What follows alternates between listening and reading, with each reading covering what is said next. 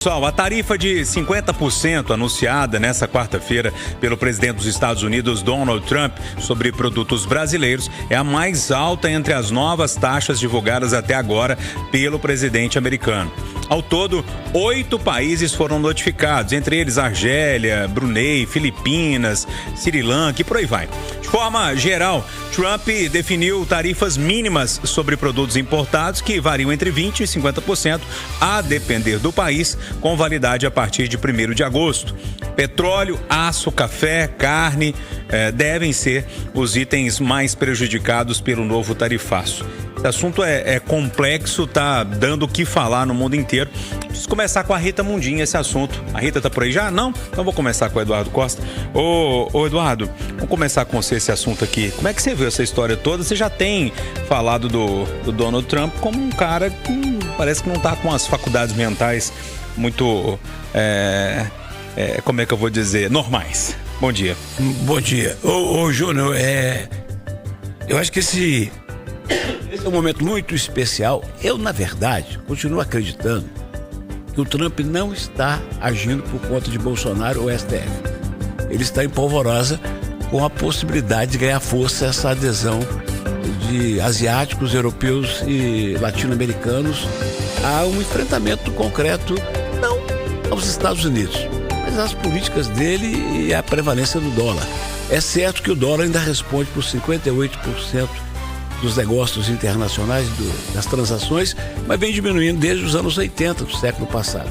E isso o apavora. Mas, enfim, como a maioria de tudo que eu tenho lido, visto, ouvido, diz respeito a essa preocupação dele com o ex-presidente Bolsonaro e o Supremo, eu resumiria a história pedindo 2 pedidos. Primeiro, para a turma da esquerda, especialmente os petistas: menos arroubos de soberania e mais cautela e mais diplomacia.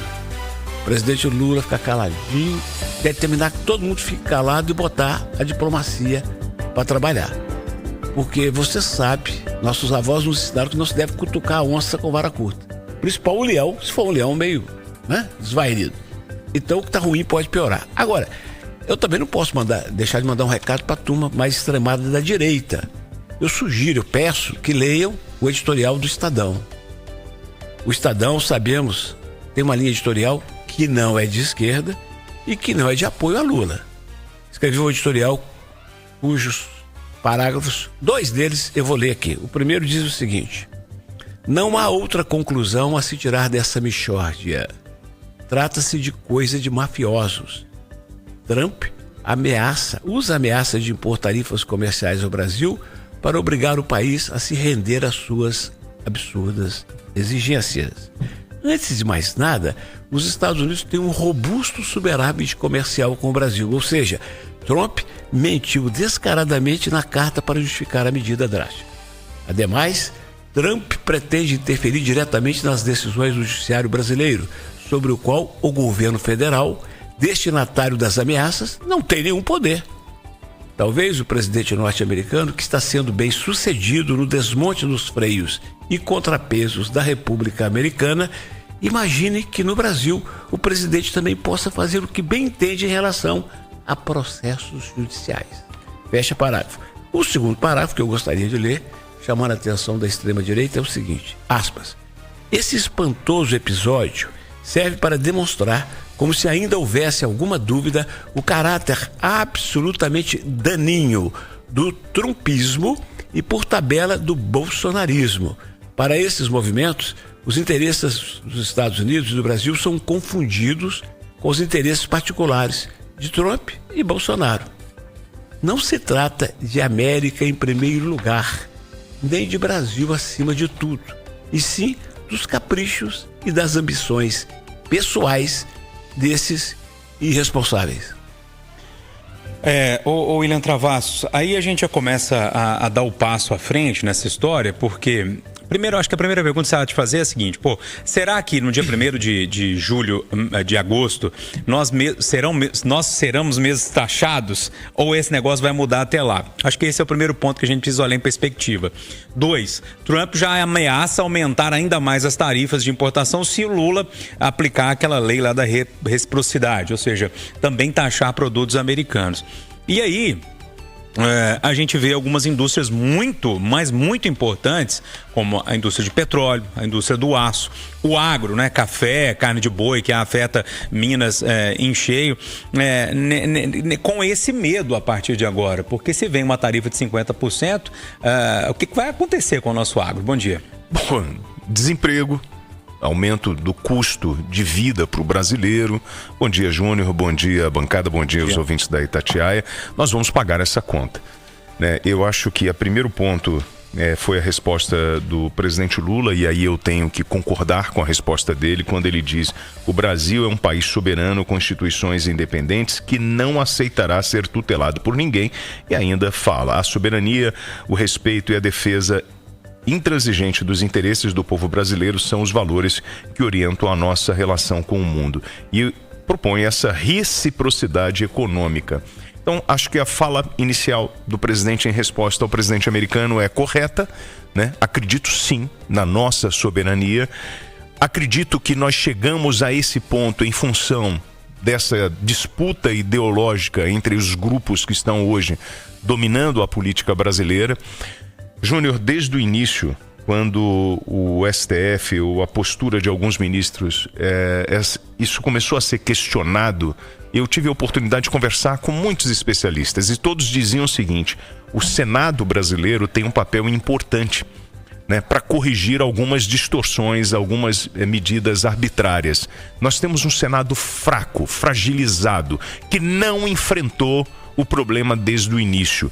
E hoje nós temos o STF aparecendo como um dos atores principais, como se fosse um elenco de uma novela mexicana, e um dos atores que aparece em destaque é o STF. Gente, um tribunal brasileiro toma uma proporção dentro do mapa geopolítico, provocando reações de outros países. Alguma coisa está errada. O Senado não fez o seu trabalho de casa. E não fez por quê? Com medo das ações que estão tramitando em função dos senadores, ou de uma futura ação que pode cair na mão de um juiz e ele, por algum motivo, ser julgado de uma forma mais áspera. É isso? É medo de enfrentamento? Como é que a figura do Alexandre de Moraes ganhou essa proporção no mapa mundial? Isso tem que ser questionado. Não dá pra gente achar que tá tudo bem. A reação do Trump, quando ele coloca isso na carta, me assusta demais, porque é uma vergonha pro povo brasileiro.